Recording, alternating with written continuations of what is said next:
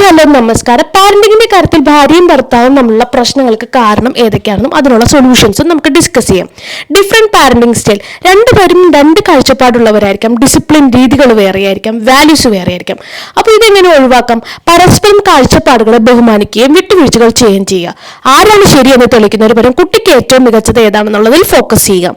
More responsibilities on one parent. ഏതെങ്കിലും ഒരു പാരന്റിന് കൂടുതൽ ഉത്തരവാദിത്തം വരുമ്പോൾ, കൂടുതൽ ജോലി വരുമ്പോൾ അവർ സ്ട്രെസ്ഡ് ആകുകയും പ്രശ്നങ്ങൾ ഉണ്ടാകുകയും ചെയ്യും.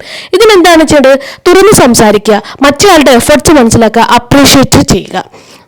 Over involvement or micro managing. ഒരാൾ ഓവർ ഇൻവോൾവ് ചെയ്യുകയും അതുപോലെ തന്നെ എല്ലാ ഡിസിഷൻസും സ്വയം എടുക്കുകയും മറ്റേ പാരന്റിനെ ഇൻവോൾവ് ചെയ്യാതിരിക്കുകയും ചെയ്യുക. അതിനെന്താണ് ചെയ്യേണ്ടത്? പരസ്പരം സ്പേസ് കൊടുക്കുക, പാർട്ട്ണറുടെ ഡിസിഷൻ ചോയ്സ് ഇവ കുട്ടിയുടെ മുന്നിൽ വെച്ച് ചോദ്യം ചെയ്യാതിരിക്കുക. Time for the relationship. ഇപ്പോൾ നേരിടുന്ന ഏറ്റവും വലിയ പ്രശ്നമാണ് അവർക്ക് കപ്പിൾസിന് അവരുടേതായ ടൈം കിട്ടാതിരിക്കുക. അങ്ങനെ വരുമ്പോൾ അവരുടെ റിലേഷൻഷിപ്പ് സ്ട്രോങ് ആകാതിരിക്കും. അപ്പം നിർബന്ധമായും നമുക്ക് ഒരു ദിവസം അസ് ടൈം വേണം. അതായത് കപ്പിൾസിന് സ്വയം മനസ്സിലാക്കാനും അവരുടെ റിലേഷൻഷിപ്പ് സ്ട്രോങ് ആകാനും സഹായിക്കും. Managing external influence. എക്സ്റ്റേണൽ ഇൻഫ്ലുവൻസും ഇത് പാരന്റിങ്ങിൽ പ്രശ്നങ്ങളുണ്ടാവും. അതായത് പുറമേ നിന്ന് ഒരുപാട് അഭിപ്രായങ്ങൾ വരുമ്പോൾ പാരന്റിങ്ങിൽ പ്രശ്നങ്ങൾ വരും. അപ്പോൾ കൃത്യമായ ബൗണ്ടറി സെറ്റ് ചെയ്യാനായിട്ട് ശ്രമിക്കുക. Balancing work and family time.